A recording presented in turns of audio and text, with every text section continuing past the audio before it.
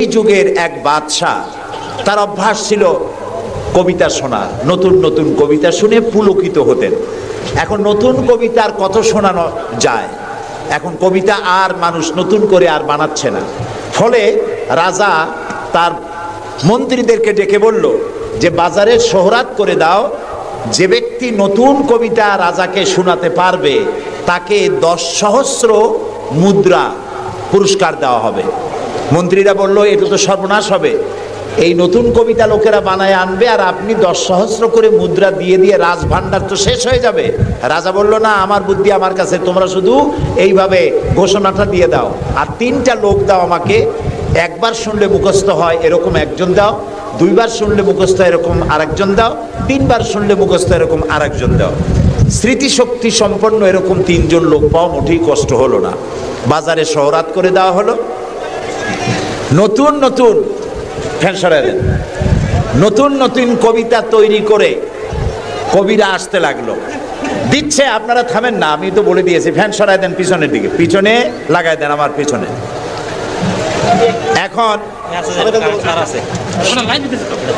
এখন কবিরা কবিতা রচনা করে নিয়ে আসছে, নতুন কবিতা শুনতেছে রাজা। কবিতা শুনে শখ মিটাইয়া রাজা বলছে এটা কি একটা নতুন কবিতা হলো কবি, এটা তো আমি জানি।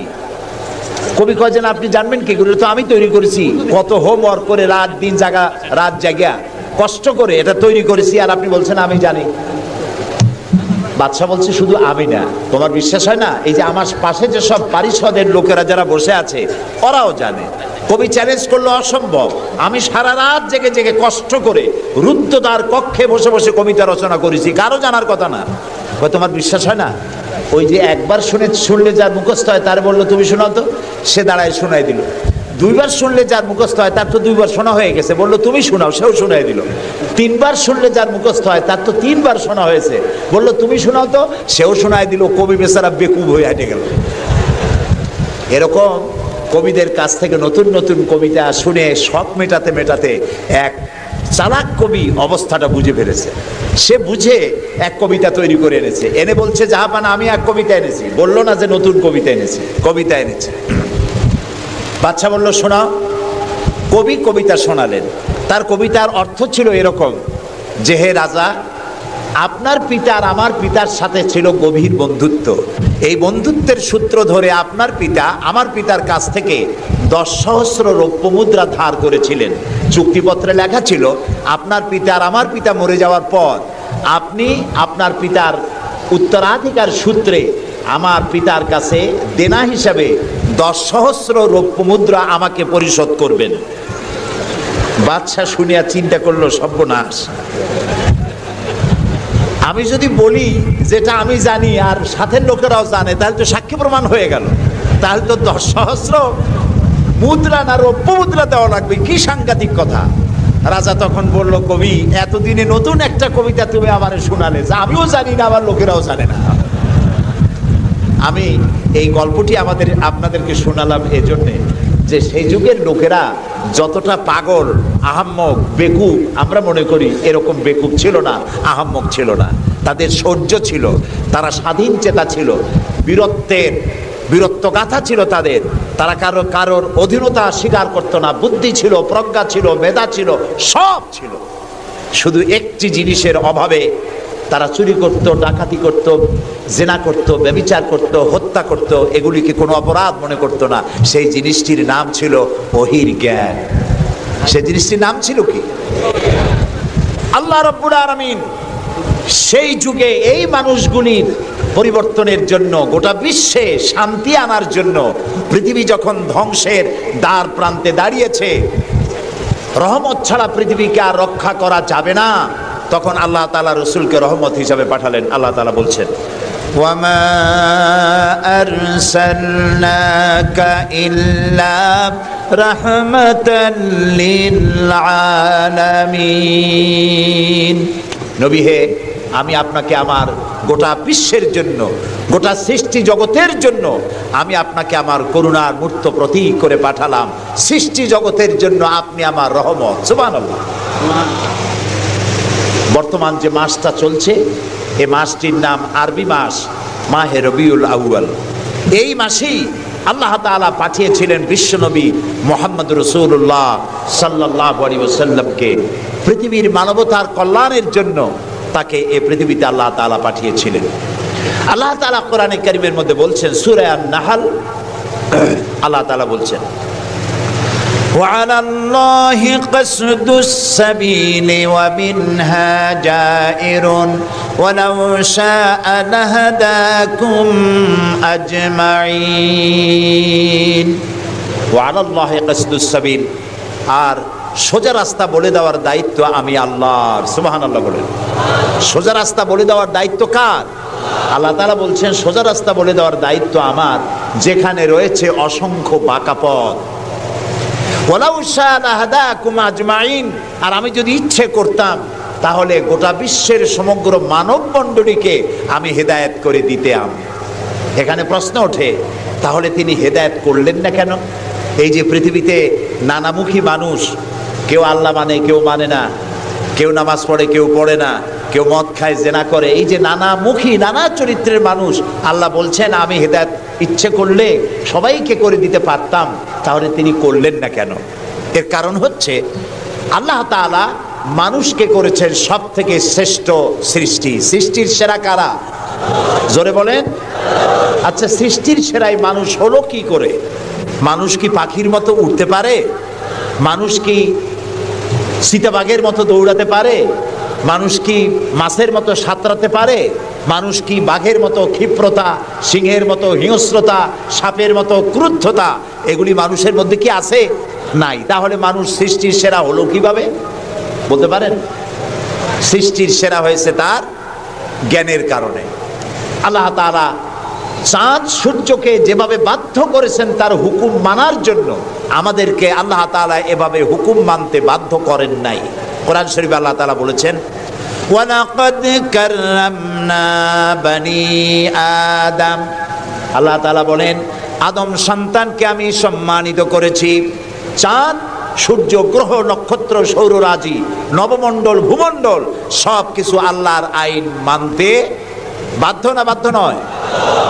আল্লাহ তাআলা কোরআনে কারীমে বলেছেন আফাগায়রা দীনিল্লাহি ইয়াবগুন ওয়ালাহু আসলামা মান ফিস সামাওয়াতি ওয়াল আরদি তাওআন ওয়া কারহা।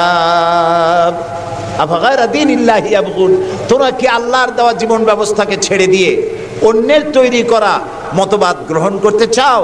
ওয়ালাহু আসলামা মান ফিস সামাওয়াতি ওয়াল, অথচ আকাশে যা আছে জমিনে যা আছে সব কিছু তার আনুগত্যের মস্তককে আমার সামনে নত করে দিয়েছে। সুবহানাল্লাহ। চাঁদ এবং সূর্য, সূর্যের কোনো ক্ষমতা নাই। রাত এখন বাংলাদেশে 8:40, রাত, সূর্যের কোনো ক্ষমতা নাই এখন বাংলাদেশে সে উদিত হয়। রাতের অধিকারকে সূর্য ক্ষুণ্ণ করতে পারে না, সূর্যের অধিকারকে চন্দ্র ক্ষুণ্ণ করতে পারে না। লাশ-শামসু ইয়ামবাগি লাহা আন তুদরিকাল কামারা ওয়ালাল লাইলু সাবিকুন নাহার ওয়া কুল্লুন ফি ফালাকিন ইয়াসবাহুন। আকাশে জমিনে যা কিছু আছে সব আল্লাহর হুকুম মেনে চলছে, কেউ কাউকে অতিক্রম করতে পারে না। তাহলে আমরা বুঝলাম চাঁদ সূর্য হুকুম মানে কার? জোরে বলেন। এই যে গাছগুলি, চতুর্দিকে যত গাছপালা আপনারা দেখতে পান, সুবরি গাছে নারকেল হবে না, নারকেল গাছে তাল হবে না, বেল গাছে জাম হবে না, আম গাছে লিচু হবে না। ওয়ালান তাজিদা লিসুন্নাতিল্লাহি তাবদীলা। আল্লাহ তাআলা বলছেন আমার লব, নেচার, প্রকৃতির আইনের ভেতরে কোনো পরিবর্তন হবে না, আমার আইন তারা মানতে বাধ্য। কেবলমাত্র মানুষ, কেবলমাত্র মানুষ। আমি তোমাদেরকে সম্মানিত করেছি, সেই জন্য আমি তোমাকে আইন মানতে বাধ্য করি নাই। কোরআন শরীফে আল্লাহ পাক বলছেন ইচ্ছে করলে কুফরি করতে পারো, ইচ্ছে করলে ঈমান আনতে পারো, ইচ্ছে করলে মুমিন হতে পারো, ইচ্ছা করলে কুফরিও করতে পারো। এটা তোমার ইচ্ছার উপরে ছেড়ে দিয়েছে। কারণ কাত্তাবাইয়ানার রুশদু মিনাল গাই, হক আর বাতিল দুইটাকে আমি আলাদা করে দেখিয়ে দিয়েছি। আসহাবুল ইয়ামিন, আসহাবুশ শিমাল, ডানপন্থী আর বামপন্থী দুইটা দল আমি দেখাই দিয়েছি। ডান দিকে, আর এটা বোঝার জন্য বিবেক দিয়েছি। কি দিয়েছি বলেন? বিবেক। বিবেক আছে আমাদের? আছে কি না? বিবেক দিয়েছি বোঝার জন্য। ডান দিকে যারা যাবে, এই ডান দিকের নেতৃত্ব দিবে নবীরা, আর নবীরা ডানপন্থীদেরকে সাথে নিয়ে চলে যাবে কোথায়? আল্লাহর জান্নাতে। আর যারা বামপন্থী তাদের নেতৃত্ব দেবে শয়তান। কে দেবে নেতৃত্ব? আমি বুঝি না মুসলমানেরা কেমনে বামপন্থী হয়। আমাদের দেশে কিছু মুসলমান আছে নামধারী, নাম মুসলমানের, কিন্তু নিজেদের পরিচয় দেয় তারা বামপন্থী। আছেন এরকম? এই সমস্ত বামপন্থীদের নেতৃত্ব দিবে শয়তান, আর এদেরকে নিয়ে শয়তান তাদেরকে নিয়ে যাবে কোথায়? আল্লাহ তাআলা বলছেন কাত্তাবায়্যানার রুশদু মিনাল গাই, হক এবং বাতিলকে আলাদা করে আমি ভাগ করে দুটি পথকে দেখিয়ে দিয়েছি। এখন তোমার ইচ্ছা আমার উপর ঈমান আনতেও পারো, আর যদি ইচ্ছা হয় আমার সাথে কুফরিও করতে পারো। যেহেতু তুমি গাছ না, সূর্য না, চন্দ্র না, তুমি মানুষ, আমি তোমাকে সম্মান দিয়েছি, সেজন্য তোমার এখতিয়ারে ছেড়ে দিয়েছি আর বিবেকও দিয়েছি। এই বিবেক দিয়ে তুমি বুঝতে পারবা পথ কোনটা। আল্লাহ বলছেন আমার দায়িত্ব হলো ওয়া আলাল্লাহি কাসদুস সাবিল, সোজা রাস্তা বলে দেওয়ার দায়িত্ব আমার। সুবহানাল্লাহ, আমি বলে দিয়েছি সোজা রাস্তা কোনটি। আল্লাহ তাআলা বলেন সূরা ইব্রাহিমের মধ্যে আলিফ লাম রা কিতাবুন আনজালনাহু ইলাইকা লিতুখরিজান নাসা মিনাজ যুলুমাতি ইলান নূর। আল্লাহ তাআলা বলেন হে নবী, আমি আপনার উপর একখানা কিতাব অবতীর্ণ করলাম। এটা একটি কিতাব নাজিল করলাম এই জন্য লিতুখরিজান নাসা মিনাজ যুলুমাতি ইলান নূর, যাতে করে আপনি মানব মণ্ডলীকে অন্ধকার সমূহ থেকে আলোর দিকে নিয়ে আসতে পারেন। লক্ষ্য করুন কথা আল্লাহ, আমি কার কথা শোনাচ্ছি? অন্ধকার সমূহ থেকে আলোর দিকে নিয়ে আসতে পারেন। ওলামারা যারা আলেম তারা বুঝবেন, কোরআন শরীফে আল্লাহ তাআলা অন্ধকারের কথা যত জায়গায় বলেছেন বহু বচনে বলেছেন, এক বচনে বলেন নাই। আর আলোর কথা যখন বলেছেন তখন এক বচনে বলেছেন, বহু বচনে বলেন নাই। নূরের বহু বচন হলো আনোয়ার, এই শব্দটি কোরআন শরীফের মধ্যে নাই। আল্লাহ এখানে কি বলছেন? আমি আপনার উপরে কিতাব অবতীর্ণ করলাম এই জন্য যাতে করে আপনি মানব মণ্ডলীকে অন্ধকার সমূহ থেকে আলোর দিকে আনতে পারেন। অন্ধকার সমূহ কি? অন্ধকার সমূহ হচ্ছে মানব রচিত যত মতবাদ, এ সবগুলো কি বলেন সবাই? অন্ধকার। আর ইসলাম হলো আলো। অন্ধকারের অনেক রূপ হয়, আলোর রূপ হয় মাত্র, বলেন কয়টা হয়? দেখুন, অঙ্ক যেদিন পরীক্ষা হয়, ম্যাট্রিক হোক আর দাখিল পরীক্ষা হোক, অঙ্কের যে পরীক্ষাটা যেদিন হয় সেদিন অঙ্ক পরীক্ষা দিতে গিয়ে যাদের অঙ্ক ভুল হয় তাদের ফলাফল একরকম হয় না বহু রকম হয়? ভুল যা হয় কয় রকম হয়, আর অঙ্ক যাদের রাইট হয় তাদের কয় রকম হয়? একরকম। তাহলে এর দ্বারা কি বোঝা যায়? সত্যের রূপ একটা আর ভুলের রূপ অনেকগুলো। এই জন্য আলোর রূপ একটা, অন্ধকারের রূপ অনেক। যেমন বিদ্যুতের আলো, কেরোসিনের আলো, হেসাকের আলো, চাঁদের আলো, সূর্যের আলো, যত রকমের আলো আছে সব আলোর রূপ একটাই, কিন্তু অন্ধকারের রূপ বিভিন্নতর। শবে কাজেবের এক রকমের অন্ধকার, অমাবস্যার আর এক রকমের অন্ধকার, রাতের আধারের আর এক রকম অন্ধকার, মেঘাচ্ছন্ন হওয়ার আর এক রকম অন্ধকার, কুয়াশাচ্ছন্ন হওয়ার আর এক রকম অন্ধকার, দরজা জানালা ভেন্টিলেটর সব বন্ধ করে দেওয়ার আর এক রকমের অন্ধকার। অন্ধকারের রূপ অনেক আর আলোর রূপ একটা। আল্লাহ বলছেন কোরআন এই জন্য নাজিল করেছি লিতুখরিজান নাসা মিনাজ যুলুমাতি ইলান নূর, মানুষের তৈরি করা যত মতবাদ সব অন্ধকার, আর ইসলাম হচ্ছে আলো। আল ইসলাম নূর, ইসলাম হচ্ছে আলো। আলোর রূপ একটা। আলোর রূপ কয়টা? আল্লাহ তাআলা বলছেন ওয়া আলাল্লাহি কাসদুস সাবিল, আমি সোজা রাস্তা বলে দেব, যেখানে আছে অসংখ্য বাঁকা পথ, সেই সোজা রাস্তার নাম কি বলতে পারবেন? মাশাআল্লাহ, আপনারা সবাই বলতে পেরেছেন। সেই ইসলাম, সেই পথের নাম ইসলাম। এই ইসলামের পথ প্রদর্শক ছিলেন আল্লাহর নবীরা। দুনিয়ায় যত নবী আল্লাহ পাঠিয়েছেন সমস্ত নবীরা হচ্ছেন ইসলামের পথ প্রদর্শক। কিন্তু বইপত্রে অনেক সময় একটা কথা ভুল লেখে, তারা লেখে মুহাম্মদ সাল্লাল্লাহু আলাইহি সাল্লাম ইসলাম ধর্মের প্রবর্তক। এটি একটি ভুল কথা। প্রবর্তক অর্থাৎ যিনি শুরু করেন, যিনি যে জিনিসটা চালু করেন, তিনি ওইটার প্রবর্তক হন। ইসলামের প্রবর্তক হচ্ছেন আল্লাহ তাআলা, আর সমস্ত নবীরা হচ্ছেন প্রচারক, আর সর্বশ্রেষ্ঠ প্রচারক হচ্ছেন মুহাম্মাদুর রাসূলুল্লাহ সাল্লাল্লাহু আলাইহি ওয়াসাল্লাম। আল্লাহ রাব্বুল আলামিন তাকে পৃথিবীতে পাঠালেন ইসলাম প্রচার, প্রসার, প্রতিষ্ঠা এই কাজের জন্য। আল্লাহ তাআলা তাকে পাঠালেন এবং তাকে সর্বাধিক মর্যাদা দিলেন। এত বড় মর্যাদা আল্লাহ তাআলা পৃথিবীতে আর কারো দেন নাই। সুবহানাল্লাহ। কোরআনে কারীমের মধ্যে আমরা দেখতে পাই আল্লাহ রাব্বুল আলামিন যখনই কোনো নবীকে ডাকার দরকার বোধ করেছেন, তিনি নাম ধরে ধরে রেখেছেন। তিনি বলেছেন ইয়া আদম, ইয়া জাকারিয়া, ইয়া ইব্রাহিম, ইয়া ঈসা, ইয়া মূসা। গোটা কোরআন শরীফ তন্ন তন্ন করে যদি তালাশ করা যায়, কোরআন শরীফের ভিতরে কোথাও ইয়া মুহাম্মদ এই শব্দটি, এই বাক্যটি কোথাও পাওয়া যাবে না। আল্লাহ তাআলা তার রাসূলকে মুহাম্মদ সাল্লাল্লাহু আলাইহি সাল্লামকে কোরআনে কারীমে কোথাও নাম ধরে ডাকেন নাই। কেন ডাকেন নাই? তাকে মর্যাদা দিয়েছেন। সুবহানাল্লাহ বলুন। আল্লাহ রাব্বুল আলামিন নিজে তো নাম ধরে ডাকেনি নাই, বরং কোরআনে কারীমে আল্লাহ রাব্বুল আলামিন বলেছেন, ও পৃথিবীর মানুষেরা, আমার নবীকে তোমরাও যেন পরস্পরকে যেভাবে নাম ধরে ডাকাডাকি করো, আমার নবীকে তোমরা সেভাবে নাম ধরে ডাকবে না।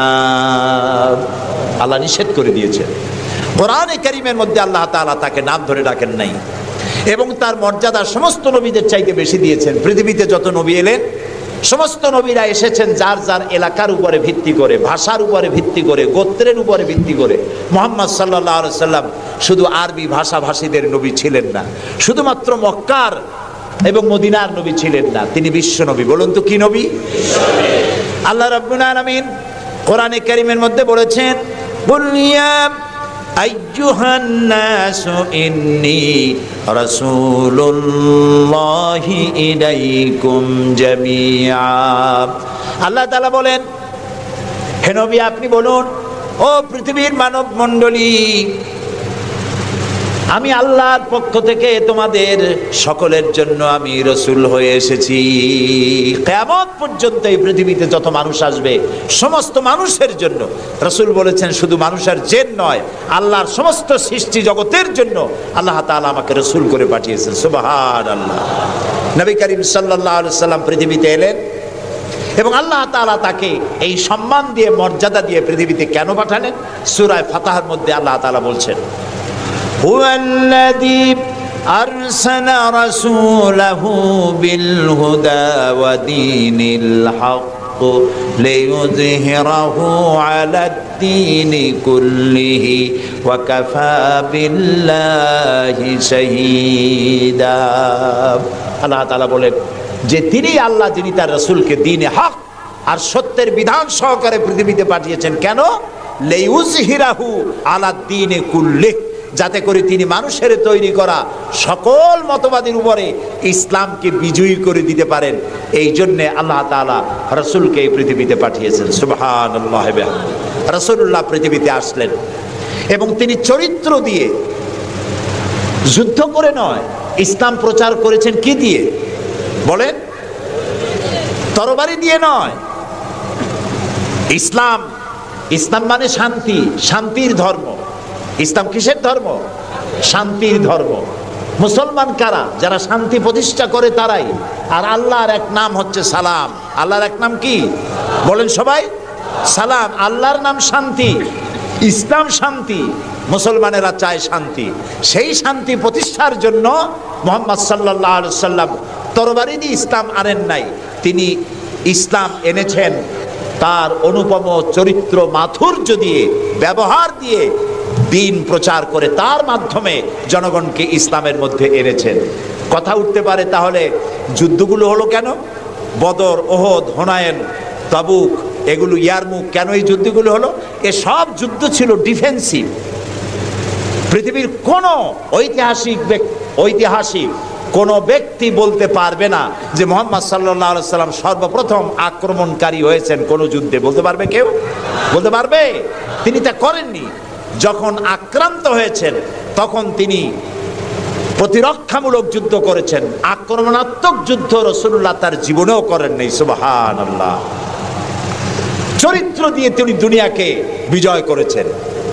পৃথিবীতে যত নেতা আছে সমস্ত নেতাদের চরিত্র তো দুই রকম হয়। নেতাদের চরিত্র কয় রকম হয়?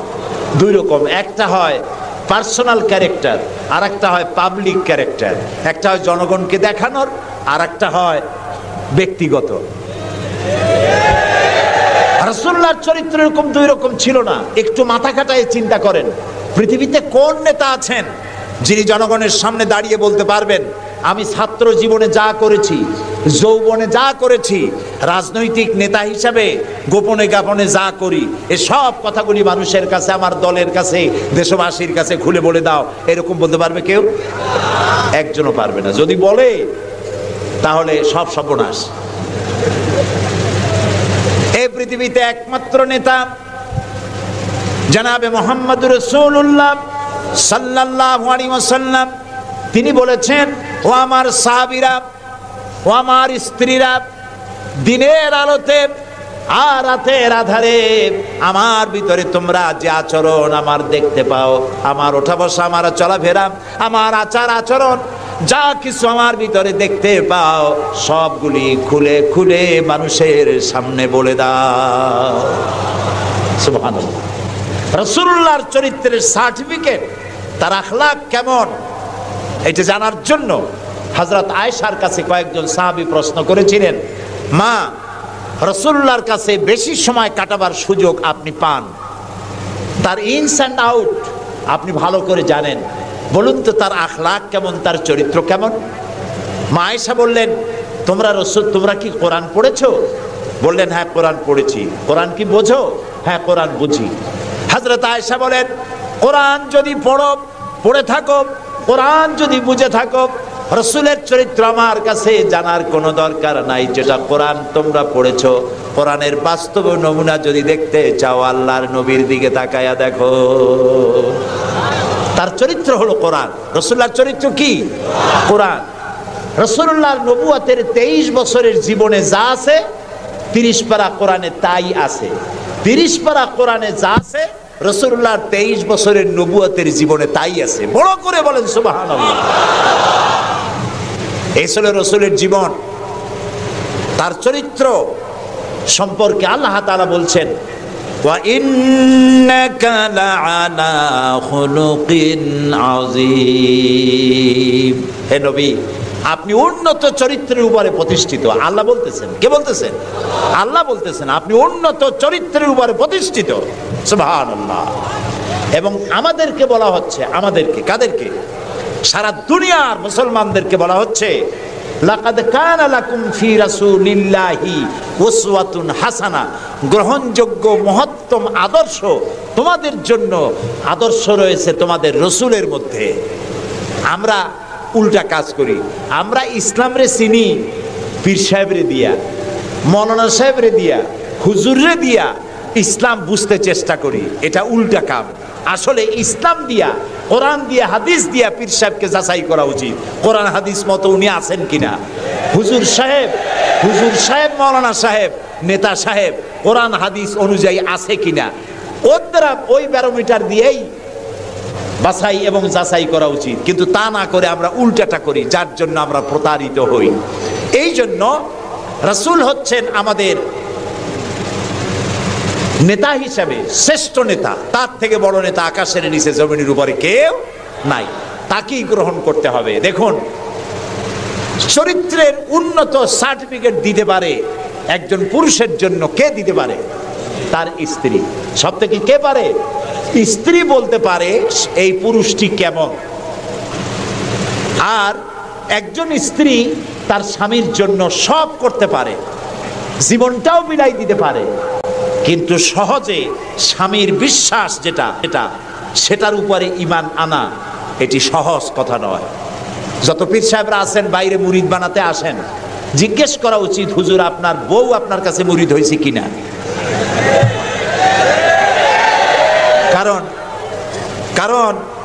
বউ জানে, বাইরে এসে যতই হুজুর অনেক কিছু নামের আগে মিসবাহুল আরিফিন, সিরাজুস সালিকিন, তারপরে কি কুতুবে রব্বানি, গাউসে সামদানি, আশেকে পান্দান, সিয়াহে দান্দান, এই যতই বলা হোক না কেন, কিন্তু আসলে উনি কি ওনার বউ চাইতে কেউ ভালো জানে না।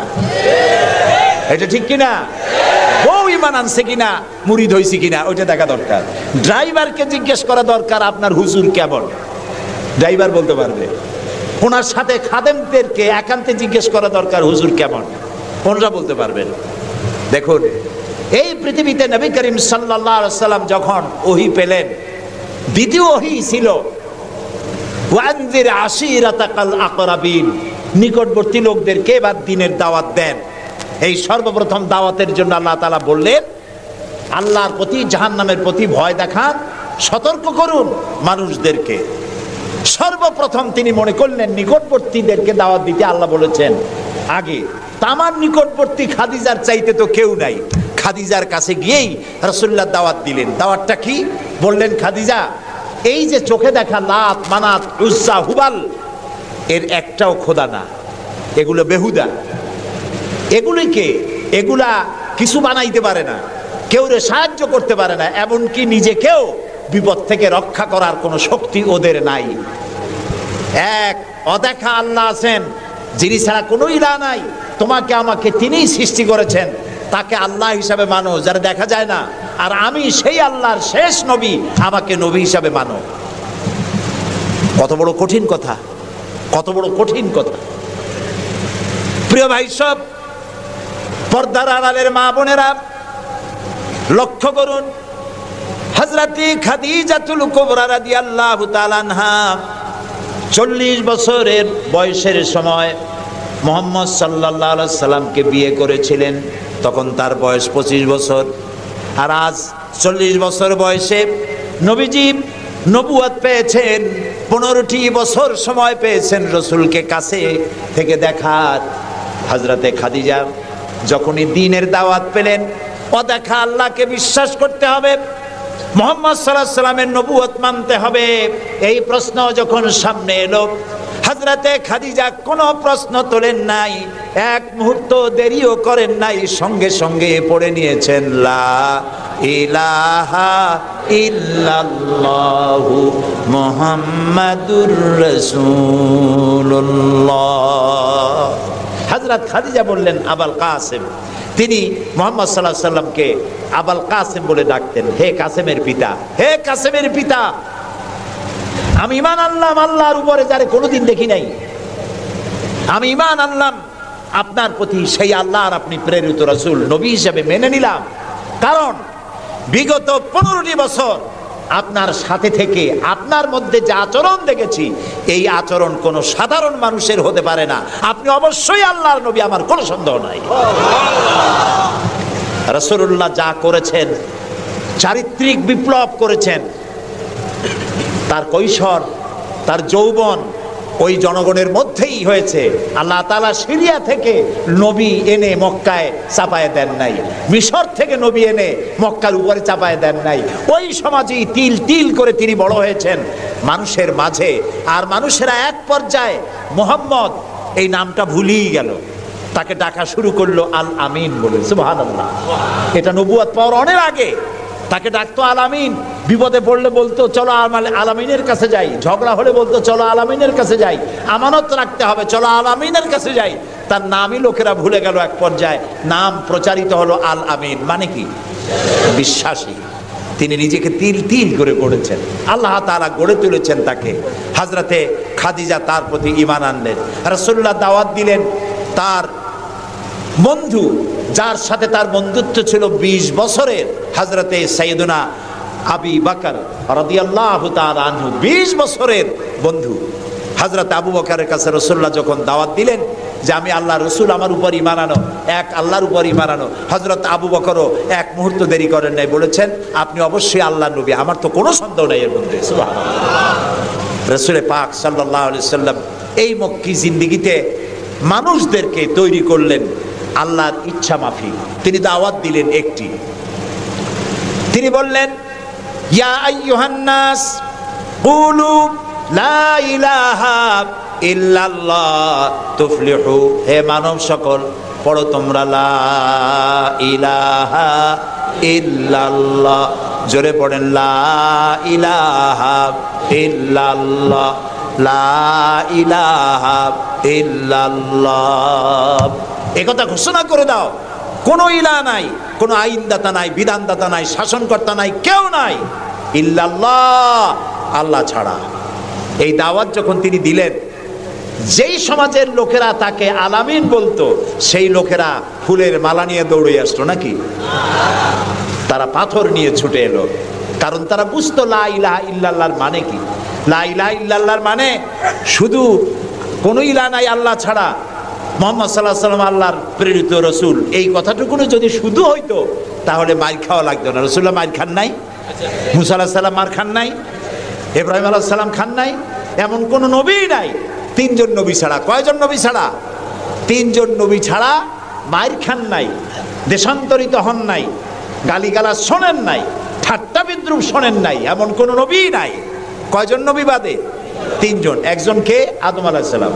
সে সময় কোনো মানুষই নাই, কাজেই তারে বিরক্ত করবে কে?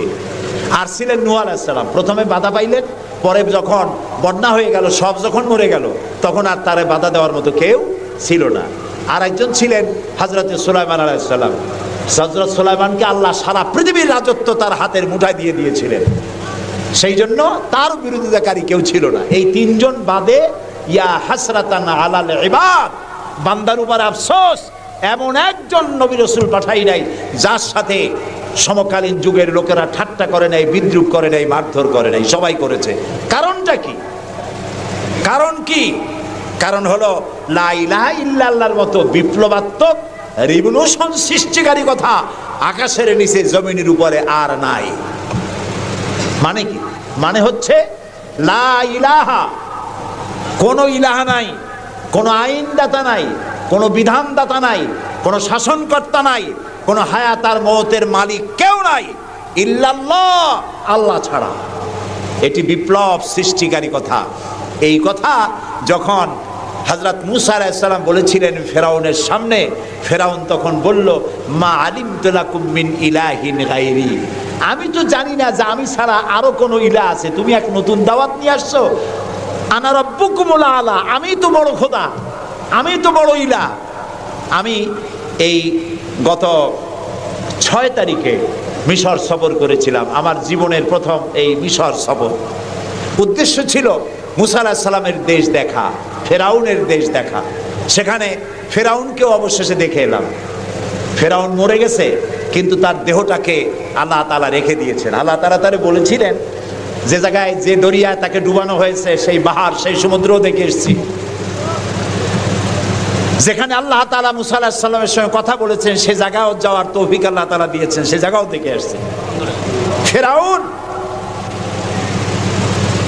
তাকে দেখার জন্য মিউজিয়ামের মধ্যে ঢুকলাম। 40 পাউন্ড মিশরীয় মুদ্রা, 40 পাউন্ড লাগলো। এরপরে ওর লাশ দেখার জন্য আরো 70 পাউন্ড লাগবে। পয়সা খরচ করে এই শয়তানটারে দেখতে গেলাম। কারণ আল্লাহ তাআলা বলেছেন, কুল সিরু ফিল আরদ ফানজুরু কাইফা কানা আকিবাতুল মুকাদ্দিবিন, ঘুরে বেড়াও, আমার পৃথিবী ভ্রমণ করো। আল্লাহ তাআলা বলছেন, আমার পৃথিবী ভ্রমণ করো আর দেখো মহাসত্যের অস্বীকারীদের আমি কি পরিণতি করেছি, দেখে আসো। সুবহানাল্লাহ। আমি গিয়ে দেখলাম মিস্টার ফেরাউন শুয়ে আছে, গ্লাসের বক্সের মধ্যে কাপড় দিয়ে জড়ানো, গর্দানটা এরকম চিকন, এতটা লম্বা গর্দান, মুখের মধ্যে দাঁত একটা আছে, হাতে এবং হাত পা বের করা, তাতে কিছু নখ টক আছে এবং মাথায় কিছু চুলও আছে। কয়েক হাজার বছর আগের লাশ। সে যখন ডুবতেছিল তখন বলতেছিল, আমান্তু, না হ্যাঁ, আমান্তু কামা আমানাত বিহি বানু ইসরাইল, আমি ঈমান আনলাম বনি ইসরাইলরা যার উপর ঈমান আনছে। আল্লাহর উপর ঈমান আনছে এটা কিন্তু বললো না। বনি ইসরাঈলীরা যার উপরে ঈমান এনেছে তার উপরে ঈমান আনলাম, ওয়া আনা মিনাল মুসলিমিন। আল্লাহ আমি তো একজন মুসলমান, আমার আবারও সুবাও কেন? আল্লাহ তাআলা বললেন আল আন, এখন ওয়াকাদ আসাইতা কাবলু ওয়া কুনতা মিনাল মুফসিদিন, অথচ তুমি বিদ্রোহ ঘোষণা করেছো আর তুমি সবথেকে বড় সন্ত্রাসী। ও বলছে আনা মিনাল মুসলিমিন, ও বলছে আনা মিনাল মুসলিমিন, আমি তো মুসলমানদের একজন। আল্লাহ কয় ওয়া কুনতা মিনাল মুফসিদিন, তুই তো সন্ত্রাসী, বিপর্যয় সৃষ্টিকারী। আমি তোরে আজ শুধু মারবই না, কে বলতেছেন? আমি তোরে শুধু মারবই না, আলিয়াউমা নুনাজ্জিকা বিবাদানিক, আমি তোর দেহটাকে রক্ষা করব। পানিতে তুই পচবি না, মাটিতে পচবি না, পোকায় মাকড়ে তোরে খাবে না, আমি তোরে শুটকি বানায় রাখবো কিয়ামত পর্যন্ত। এই জন্য শুটকি বানায় রাখবো, পৃথিবীতে যত ফেরাউন তোর মতো পৃথিবীতে আসবে তোরে দেখে যেন শিক্ষা গ্রহণ করতে পারে। আল্লাহ তাআলা ওরে শুটকি বানায় রাখছে। তারপরে দেখলাম বহায়রা কারুন অস্বীকার করেছিল মুসা আলাইহিস সালামকে। তার বিশাল সম্পদ, 55,000 একর জমির উপরে ছিল তার বাড়িঘর আর সম্পদ, আহরিত সম্পদ। তার সিন্ধুকের চাবিগুলি বহন করত শত শত উটে। এখন চিন্তা করেন কত সম্পদের মালিক। মুসা আলাইহিস সালাম যখন তার কাছে যাকাতের দাবি করলেন, ঈমানের দাবি করলেন, তখন মুসা আলাইহিস সালামের উপরে বহতান, তাকে লাঞ্ছিত করলো, তাকে দুর্নাম অপবাদ দিল। মুসা আলাইহিস সালাম আল্লাহর কাছে গজব চাইলেন, আল্লাহ তাআলা তারে গজব দিলেন। 55,000 একর সম্পত্তি, বাড়িঘর, আর সে নিজে শুদ্ধ মাটির নিচে আল্লাহ গরক করে দিলেন। এখন বিরাট হ্রদে পরিণত হয়ে গেছে। তারপরে যখন আমি দাঁড়ালাম দেখতে পেলাম সমুদ্রের মতো কোনো কুল কিনারা নাই, কোনো কুল কিনারা নাই। তার সম্পদ শুদ্ধ আল্লাহ তাআলা রেখেছেন। আল্লাহ তাআলা বলছেন পৃথিবী ঘোরো আর দেখো মহাসত্যের অস্বীকারীদেরকে কি ধরনের শাস্তি দিয়েছি, দেখে আসো। সুবহানাল্লাহ। এই ফেরাউনের কাছে যখন মুসা আলাইহিস সালাম বললেন ঈমান আনো আমার উপরে, আল্লাহর উপর ঈমান আনো, সে কয় মা আলিমতু লাকুম মিন ইলাহিন গায়রি, আমি তো জানি না আমি ছাড়া আরো কোন ইলাহ আছে, আমি তো ইলাহ। তুমি যদি আমাকে ছাড়া কাউকে ইলাহ মানো, লা আজআলান্নাকা মিনাল মাসজুনিন, আমি তোমাকে কারারুদ্ধ করে রাখবো। মুসা আলাইহিস সালাম কয় তুই কারে জেলের ভয় দেখাও? আমি তো আল্লাহর পয়গম্বর, আমি তো তোমার জেলের পরোয়া করি না। সুবহানাল্লাহ ওয়া বিহামদিহি।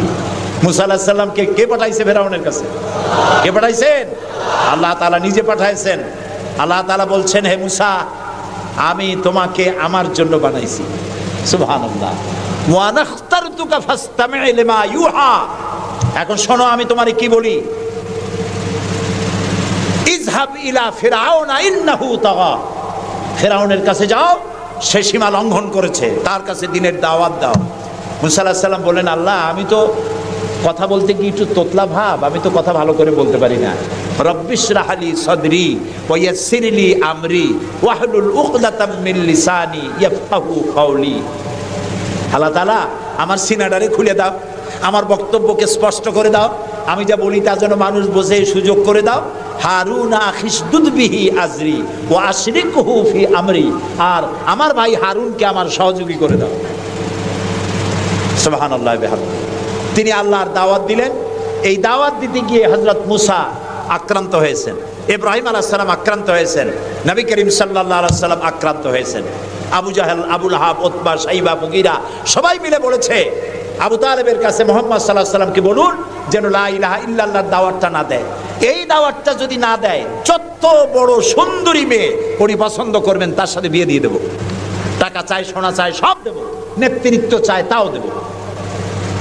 আল্লাহর নবীর কাছে এই প্রস্তাব যখন এলো, নবীজি বললেন আমার চাচা আপনি ওদেরকে শোনায় দেন, ওদের পক্ষে যেটা দেওয়া সম্ভব সেটা তো দেওয়া দূরের কথা, যেটা দেওয়া সম্ভব নয় তাও যদি আর আমাকে দিতে পারে, আকাশের সূর্যটা এনে যদি আমার ডান হাতে উঠায় দেয় আর আকাশের পূর্ণিমার চাঁদটা যদি আমার বাম হাতে উঠায় দেয়, এর বিনিময়ে আমি মুহাম্মদুর রাসূলুল্লাহ সাল্লাল্লাহু আলাইহি ওয়াসাল্লাম এক মুহূর্তের জন্য তাওহীদের দাওয়াতকে বন্ধ করে দেব না।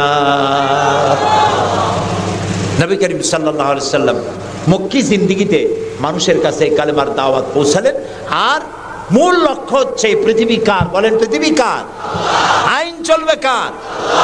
আল্লাহর। সেই আইন প্রতিষ্ঠা করার জন্য একা একা করা যাবে না, একটা জনগোষ্ঠী তৈরি করা দরকার, একটা দক্ষ জনশক্তি তৈরি করা দরকার, যারা দেশ পরিচালনার যোগ্য।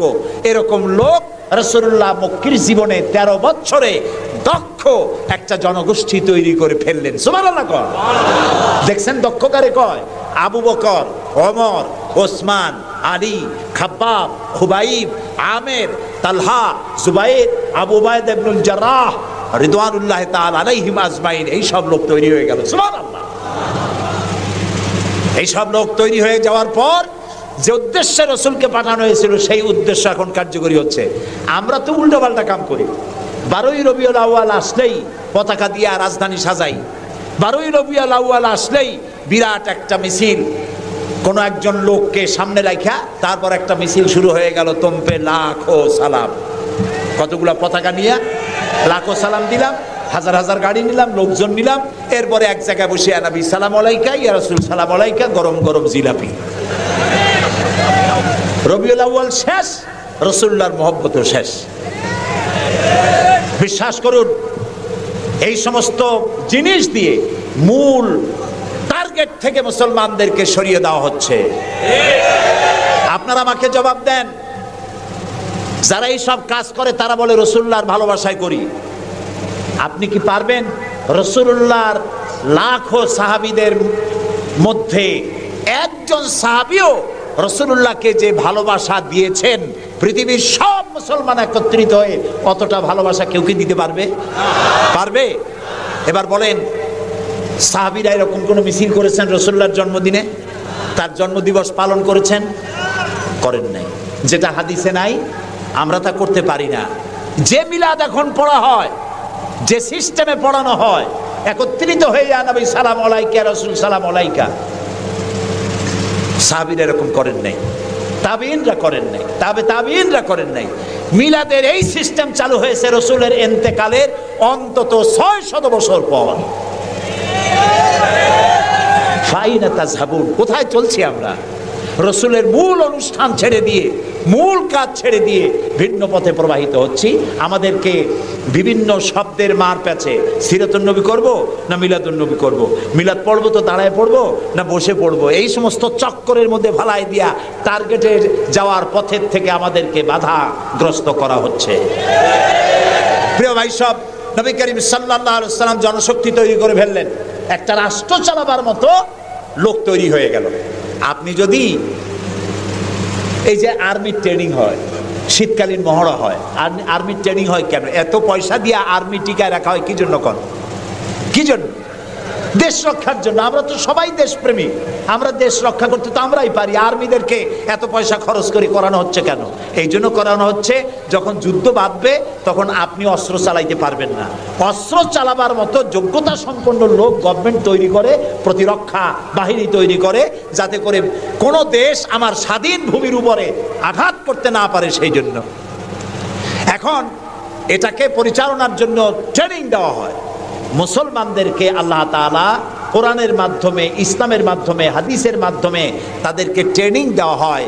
জমিন আল্লাহর, আইন চলবে আল্লাহ। আইনের ইমপ্লিমেন্টের জন্য, সে আইন প্রয়োগ করার জন্য দক্ষ যোগ্য জনশক্তি প্রয়োজন।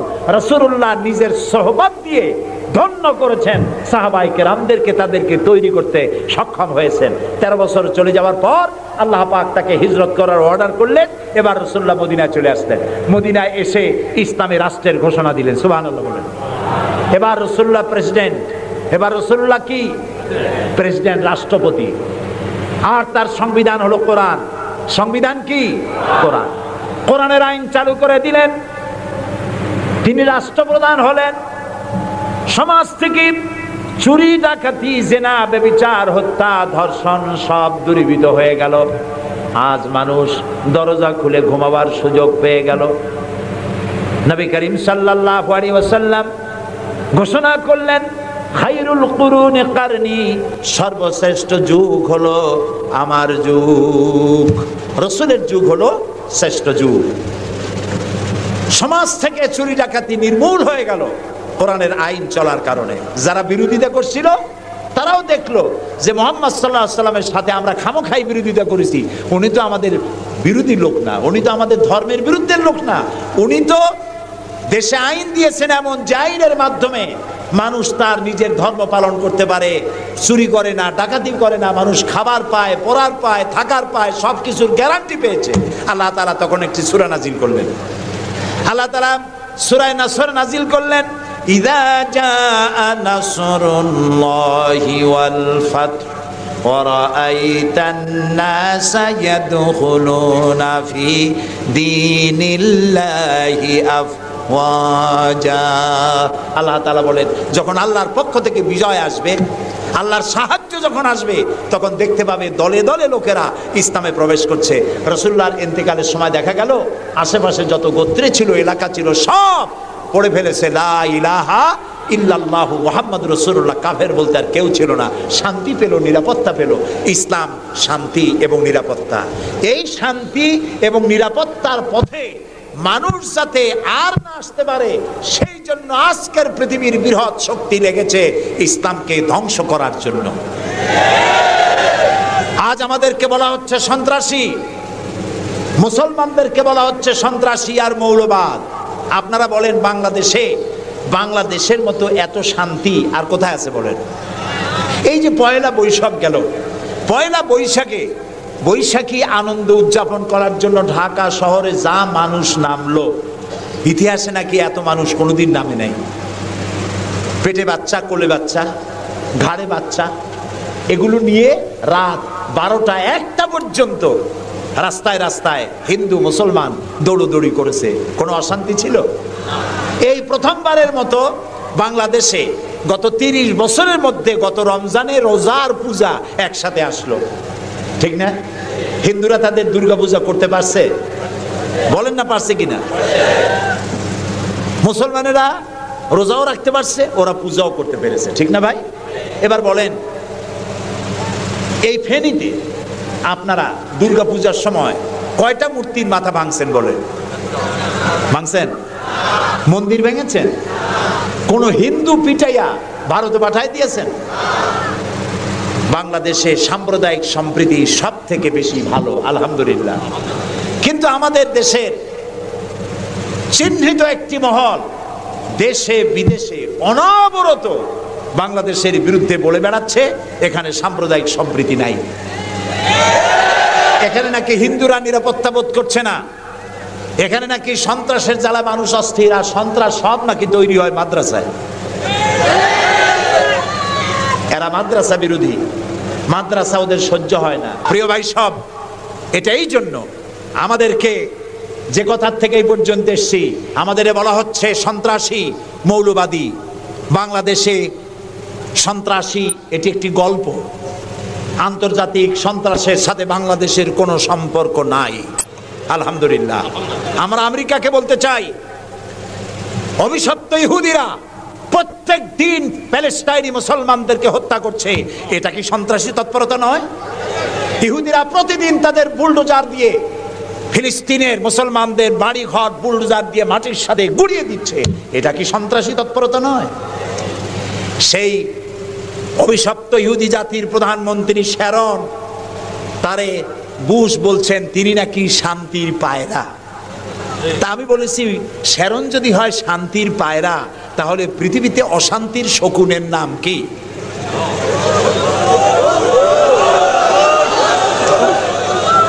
আপনাদের ফতোয়াই কার্যকরী হোক।